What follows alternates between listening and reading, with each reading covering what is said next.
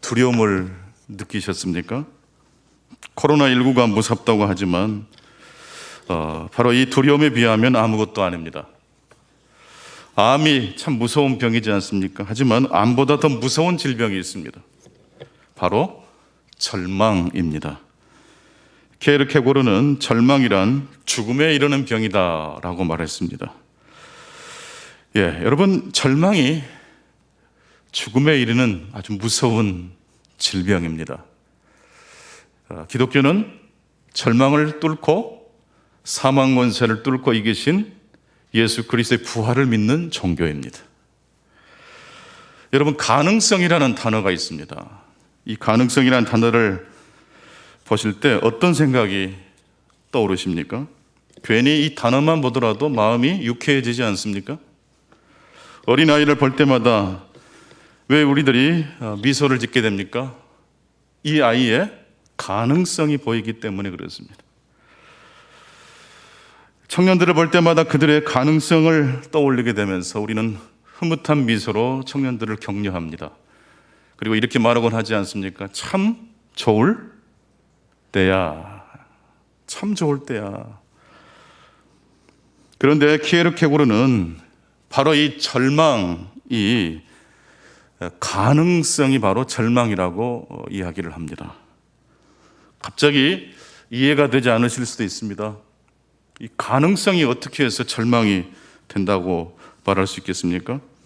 여러분, 만약 너는 참 가능성이 있어, 노력하고 꿈을 꾸고 그 가능성을 가지고 살아가면 돼, 이 말을 한 40년 정도 누군가로부터 듣는다고 생각해 보세요. 항상 그 사람이 가능성에만 머문다면 그것은 사실 가능성이 그 사람을 가두어 놓고 있는 셈입니다. 여러분, 기독교는 가능성을 믿는 종교입니까? 예수 그리스도께서 사망 권세를 이기시고 부활하신 것을 믿는 종교입니까? 그렇습니다. 이 가능성과 믿음은 하늘과 땅과 같은 차이가 있습니다. 요즘 엄청난 인기를 얻고 있는 여자 아이돌 그룹이 있습니다. 브레이브 걸스라는, 혹시 아이돌 그룹 이름을 들어보신 성도님들이 계신지 모르겠습니다. 들어보신 적이 있으신 분들만 손을 약간 들어보시겠습니까?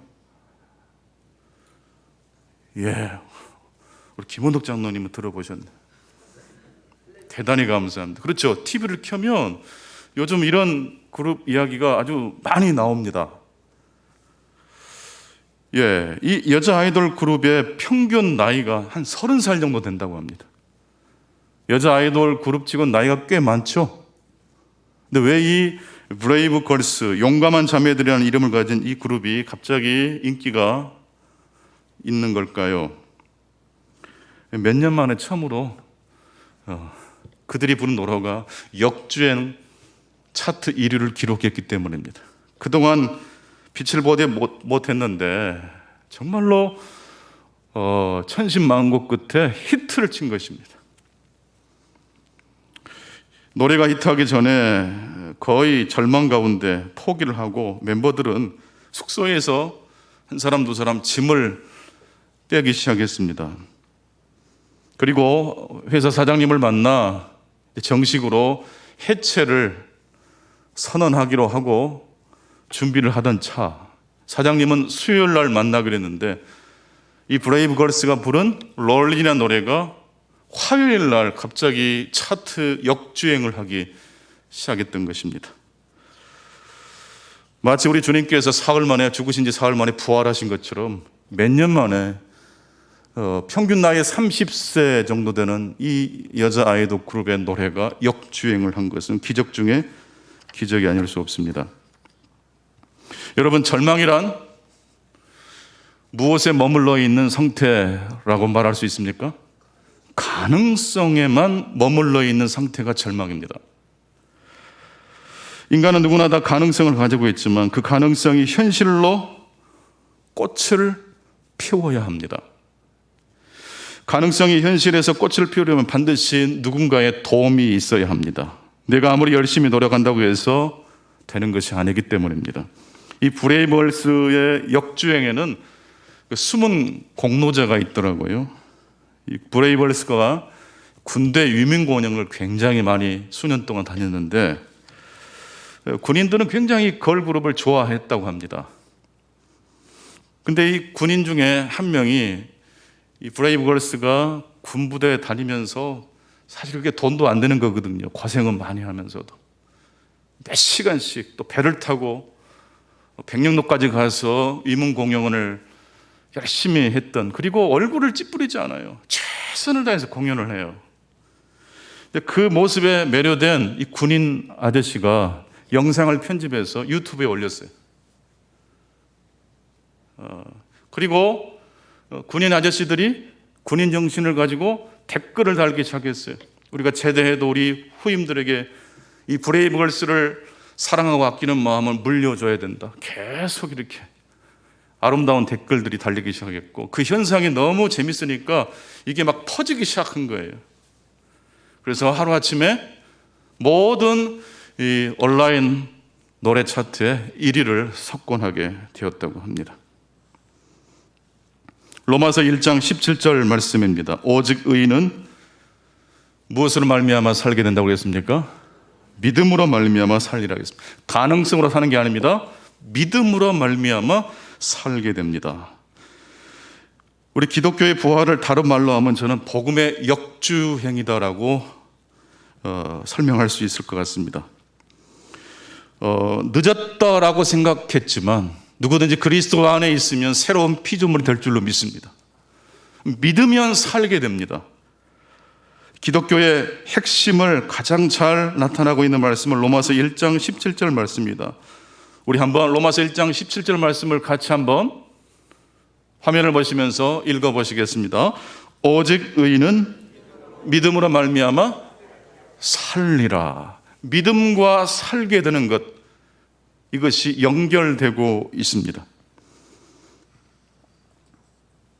여러분, 그러나 여기서 오해하지 말아셔야 될 것은 기독교에서 말하는 살게 되는 구원 얻는 믿음이란 믿는 우리들의 열심과 순종을 가리킬까요? 하나님이 우리를 향하여 베풀어 주신 하나님의 놀라우신 행동을 신뢰하는 것일까요?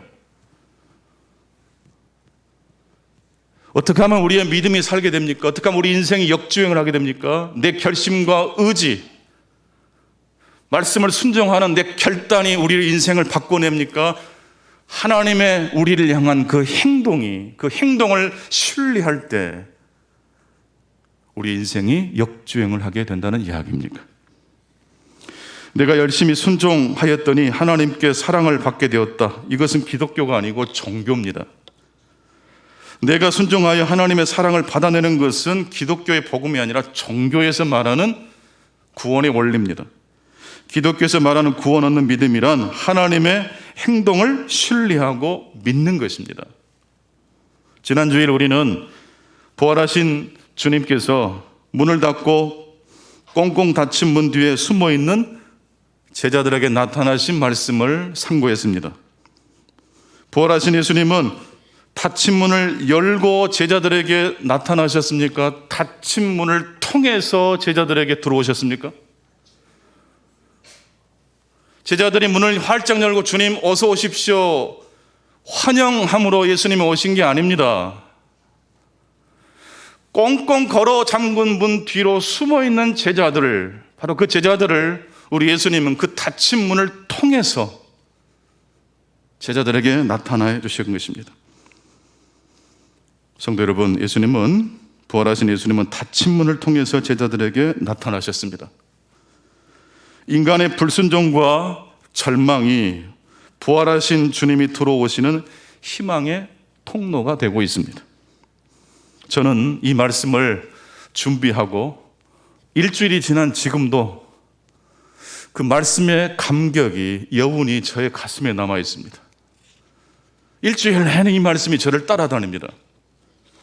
그 말씀 앞에 제 자신을 해석하고 대비시켜 봅니다. 언제 주님이 나에게도 나타나실까? 여러분, 저와 여러분의 삶에 주님은 언제 나타나십니까? 물론 문을 활짝 열고 주님을 찬양할 때 주님이 역사하실 줄로 믿습니다. 또한 우리 주님은 제자들에게 그렇게 하셨던 것처럼 문을 걸어 잠그고 불신앙과 두려움에 숨어 있을 때 바로 그 꽁꽁 닫힌 문을 통해서, 그 문을 통해서 우리에게 찾아오시는 하나님이신 줄로 믿습니다. 여러분, 이 말씀을 믿을 때 우리 역시 복음의 역주행을 경험하게 되는 것입니다. 전도서 3장 15절 말씀입니다. 하나님은 이미 지나간 것을 다시 어떻게 하십니까? 찾으십니다. 우리가 하나님의 행동을 신뢰하고 믿을 때 우리의 삶에도 이미 지나가 버린 우리의 이야기를 하나님께서는 다시 되찾게 해 주십니다.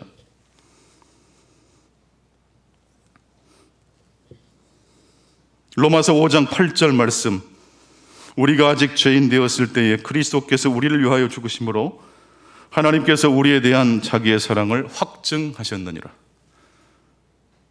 로마서 1장 17절, 오직 의인은 믿음으로 말미암아 살리라. 하나님의 행동을 믿는 믿음으로 우리 인생이 역주행하게 된다는 말씀, 대체 하나님은 어떤 행동을 하셨다는 말씀입니까? 로마서 5장 8절 말씀 다 함께 한번 읽어보시겠습니다. 우리가 아직 죄인 되었을 때에 그리스도께서 우리를 위하여 죽으심으로 하나님께서 우리에 대한 자기의 사랑을 확증하셨느니라. 언제 하나님께서 우리에 대한 사랑을 확증하셨습니까? 문을 걸어 잠그고 꽁꽁 그 문 뒤에 숨어 있을 때입니다.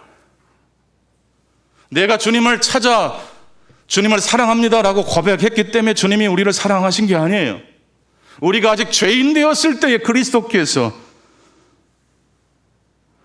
우리에 대한 자기의 사랑을 확증해 주셨습니다. 이것을 믿는 믿음이 우리의 삶을 복음의 역주행으로 인도하게 될 줄로 믿습니다. 로마서 5장 20절 말씀은 바울 사도가 이렇게 고백하는 말씀입니다. 죄가 더한 곳에 무엇이 넘칩니까? 은혜가 넘칩니다. 죄가 많은 곳에 마귀가 더 넘쳐야 되는데 하나님의 은혜가 역사하고 있습니다. 이것이 바로 복음의 역설이고 복음의 신비입니다. 하나님이 저와 여러분을 부르시는 목적이 있습니다. 요한복음 10장 10절 말씀 속에 하나님이 우리를 부르신 목적이 아주 선명하게 기록되어 있습니다. 함께 같이 요한복음 10장 10절 말씀 함께 보시겠습니다. 내가 온 것은 양으로 생명을 얻게 하고 더 풍성히 얻게 하려는 것이라. 내가 온 것은 양으로 생명을 얻게 하고 그것으로 끝나는 게 아닙니다. 더 풍성히 얻게 하려 하심입니다. 우리가 아직 죄인 되었을 때 그리스도께서 우리에게 찾아오실 때 여러분, 그게 단순히 하나님의 방문 정도입니까? 놀라운 하나님의 사랑이 경험되는 지점입니까? 더 풍성하게 복음이 경험되는 자리가 저와 여러분의 자리가 되시기를 축원합니다. 요한복음 10장 9절입니다. 내가 문이니 누구든지 나로 말미암아 들어가면 구원을 받고 또는 들어가며 나오며 꼴을 얻게 된다고 말씀합니다.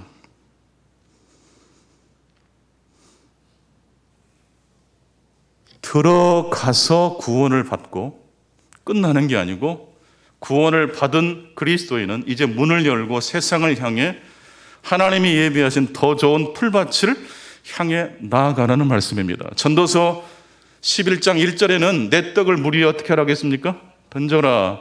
그리고 끝나는 게 아니고 2절 말씀은 7이나 8사람에게 던져라라고 말씀하고 있어요. 문을 열고 더 좋은, 더 넓은 하나님이 예비하신 말씀을 향해 나아가신 저와 여러분 되시기를 축원합니다. 하나님은 우리에게 말씀하십니다. 가능성에 안주하지 말고 현실에서 꽃을 피우라고 말씀하십니다. 여러분, 실패한 기억이 우리를 힘들게 하지만 실패한 기억보다 더 우리를 힘들게 하는 것이 바로 어떤 일을 생각했지만 실천에 옮기지 못한, 시도하지 못한 것에 대한 후회가 우리를 더 힘들게 한다고 합니다. 가능성에만 머무르는 삶, 이게 바로 절망의 본질이기 때문에 그렇습니다. 최근에 여러분들 뭔가 할까 말까 고민하고 계신 분 계십니까? 실패를 두려워하지 마시고 문을 활짝 열고 더 넓은 푸른 밭으로 나아가시는 저와 여러분 되시기를 축원합니다. 오늘 본문 신약의 본문 말씀을 보게 되면 예루살렘에서 엠마오로 걸어가고 있는 두 제자가 등장합니다. 이 두 제자는 예수님의 부활 소식을 들었지만 예루살렘을 떠나 자신들의 고향 엠마오로 가고 있습니다. 예루살렘에서 엠마오까지는 25리, 약 10km 정도 됩니다. 10km 정도를 걸어가려면 한 4시간 내지 한 6시간 정도 걸리지 않을까 싶습니다. 천천히 간다고 할 때. 왜 그들은 예수님의 부활 소식을 들었지만은 예루살렘을 떠나 엠마오로 가고 있는 걸까요?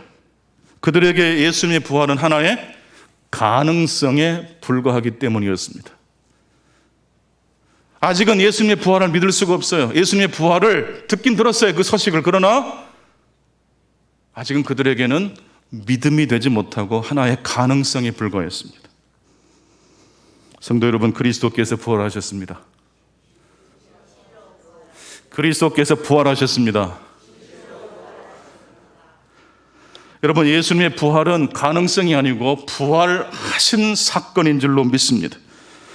여러분, 예수님의 부활을 믿으십니까? 하나님께서 우리가 아직 죄인 되었을 때에 그리스도를 통해 우리를 향한 하나님의 사랑을 확증하신 것을 믿으십니까?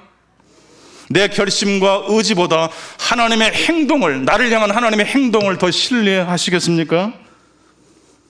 어렸을 적에 자전거가 너무 타고 싶어서 저희 아버님께서 출퇴근하시는 그 새 자전거를 몰래 가지고 나가서 학교 운동장에서 열심히 자전거를 운전을 해봤습니다.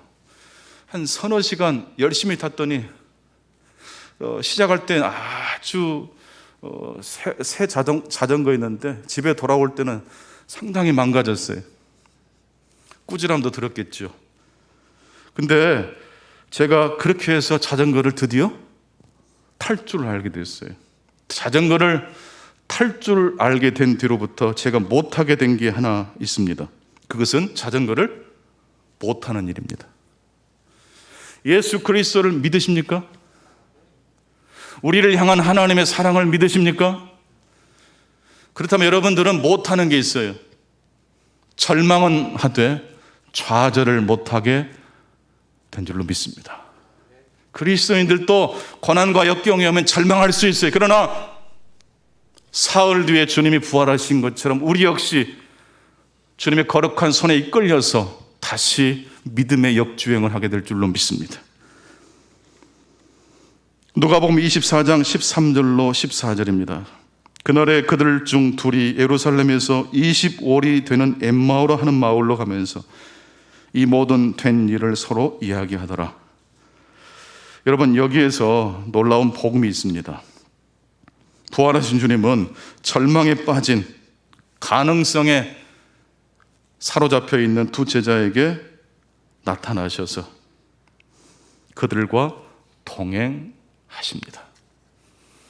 처음에 두 제자가 길을 걷는데 나중에 누군가가 두 사람 옆에 동행을 하기 시작합니다. 두 사람이 이야기를 할 때 그 사람이 참견을 합니다. 무슨 이야기를 나누십니까? 여차여차해서 예루살렘에서 있었던 이야기를 당신은 모르십니까?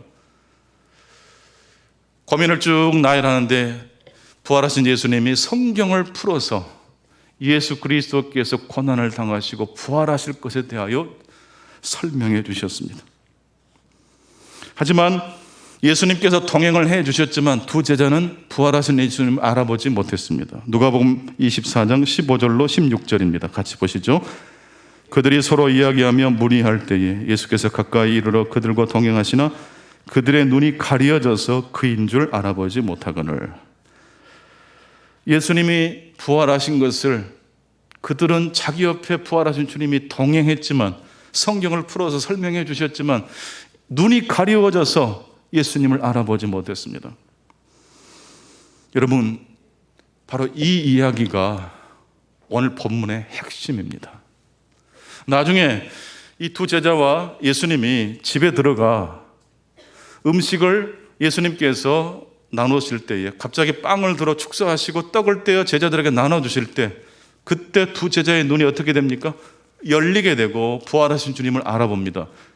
근데 부활하신 예수님을 알아보는 것이 오늘 본문의 초점이라면 부활하신 주님이 점도 계시면서 여러 가지 부활의 흔적들을 보여주셨을 것 같지 않습니까? 근데 두 제자가 눈이 떠지자마자 예수님은 어떻게 되셨어요? 사라지시고 맙니다. 여러분, 부활의 메시지, 오늘은 세 번째 시간인데 오늘 주신 하나님의 메시지는 무엇입니까? 예수님의 부활하심을 알아채는 것과 마찬가지로 그것만큼 중요한 게 있습니다. 제자들이 절망에 빠져 예수 그리스도의 부활을 하나의 가능성으로 생각하고 고향으로 낙향하고 있을 때 누가 그들 곁에 동행해 주셨습니까? 부활하신 주님이십니다. 부활하신 예수님이신 줄 알아보지 못했지만 그들 곁에 예수님이 동행해 주신 것, 이것이 부활의 세 번째 메시지입니다. 여러분, 우리가 은혜 받고 성령 충만할 때만 성령께서 우리와 함께 하시죠? 낙심과 절망과 내 마음의 문을 닫아 걸어 잠그고 그 문 뒤에 숨어 있을 때는 부활의 영 성령께서 우리에게 방문하지 않으십니까? 오늘 본문은 우리에게 말씀하십니다. 우리가 주님을 알아보지 못할 때 바로 그때에도 누가 동행하십니까? 부활의 주님이 우리와 함께 하신 줄로 믿습니다. 그래서 오늘 본문은 예수 그리스도의 부활을 알아채는 것만큼 중요한 것이 바로 4시간 내지 5시간 동안 두 제자와 예수님이 엠마오의 길을 걸어가신 이야기가 바로 오늘 부활의 핵심 메시지입니다. 그들과 함께 음식 잠수실 때에 떡을 가지사 축사하시고 떼어 그들에게 주시니 그들의 눈이 밝아져 그인 줄 알아보더니 예수는 그들에게 어떻게 되었습니까? 보이지 않습니다.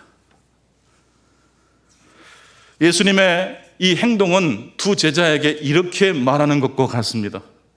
이제 너희들은 내가 부활한 것을 보았느냐?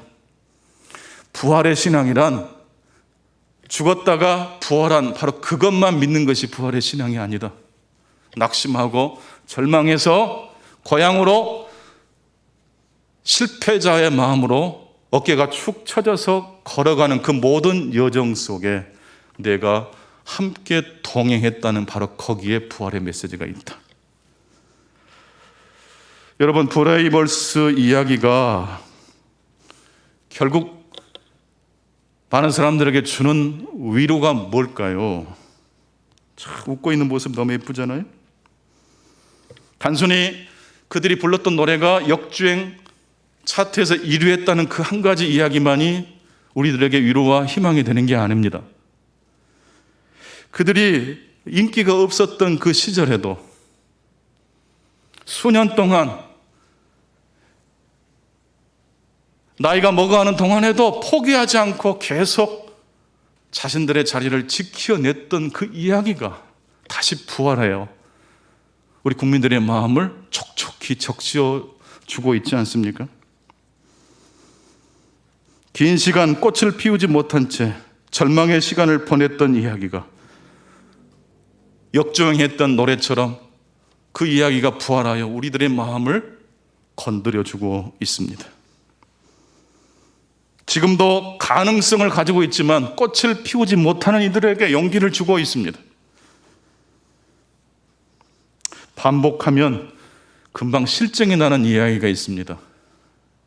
하지만 아무리 반복해도 결코 질리지 않는 이야기가 있습니다. 저는 오늘 누가복음 본문 이야기야말로 아무리 반복해도 질리지 않는 이야기 중에 하나라고 저는 생각합니다. 제자들의 눈이 떠져서 오, 예수님, 부활하신 예수님, 바로 그 알아보는 그 장면도 중요한 포인트지만 멍청이 바보처럼 4-5시간 동안 그렇게 옆에 성경을 풀어주시고 나야 내가 부활한 주님이야 라고 얼마나 많은 사인을 보내주셨지만 두 제자는 알아보지를 못한 채 엠마오의 길을 걸어갔던 이야기, 바로 그 이야기가 아무리 읽고 또 읽어도 질리지가 않는 이야기입니다. 왜냐하면 바로 그 이야기 속에 저의 모습이 보이기 때문에 그렇습니다. 우리가 주님을 알아보지 못할 때도 주님은 우리와 함께 하십니다. 렘브란트라는 화가는 자기 얼굴 그림을 아주 많이 그린 화가로 유명합니다. 일명 자화상을 많이 그렸습니다. 이 자화상을 그리려면 거울에 비친 자신의 모습을 보면서 그림을 그립니다. 그리고 거울에 비친 자신의 모습을 보면서 분명히 나는 누구인가라는 질문을 던졌을 것입니다. 나는 누구인가? 그러면서 렘브란트는 자신의 얼굴 속에서 사도 바울의 얼굴을 봅니다. 그래서 그린 그림이 바로 이 그림입니다. 사도 바울로서의 자화상이라는 제목의 그림입니다. 이 얼굴이 바울처럼 보입니까? 렘브란트처럼 보입니까? 아무리 봐도 렘브란트입니다. 근데 왜 렘브란트는 자신의 얼굴을 그려놓고 그 그림의 제목을 사도 바울이라고 했을까요? 단순히 거울만 보면서 이 진리를 터득한 건 아니었을 겁니다. 그림을 그리면서 이 화가는 성경도 열심히 읽고 그 성경을 통해서 내가 누구인지를 물었을 거예요. 그리고 바울이 고백했던 말씀, 로마서 5장 20절 말씀 같이 한번 읽겠습니다. 죄가 더한 곳에 은혜가 넘쳤나니. 이 말씀을 읽으면서 렘브란트는 그래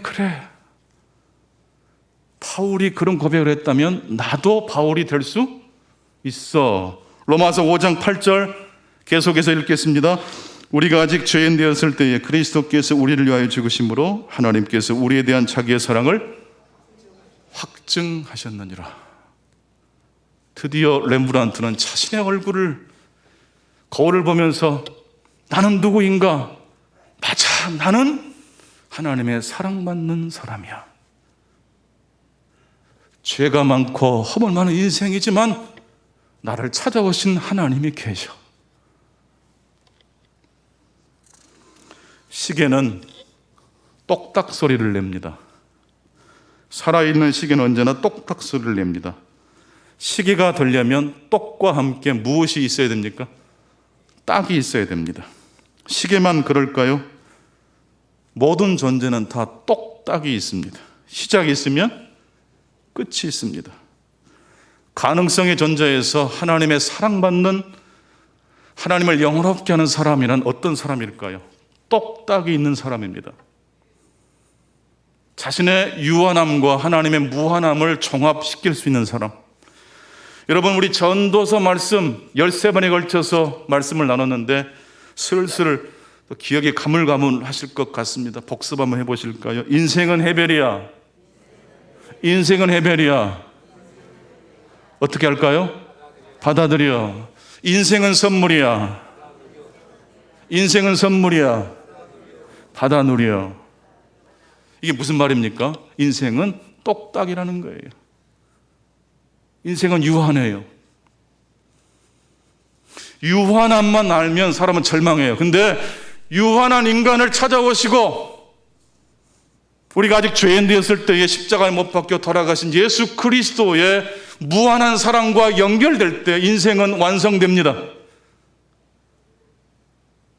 단순히 외모가 아름답고 그 사람의 가능성이 아름다운 정도가 아니라 예수 그리스도께서 나를 위하여 십자가에 죽으시고 부활하신 것을 믿음으로 살게 되는 하나님의 형상이 회복되는 사람이 될 줄로 믿습니다. 오라 나는 권고한 사람이로다. 이 사망의 몸에서 누가 나를 건져내랴.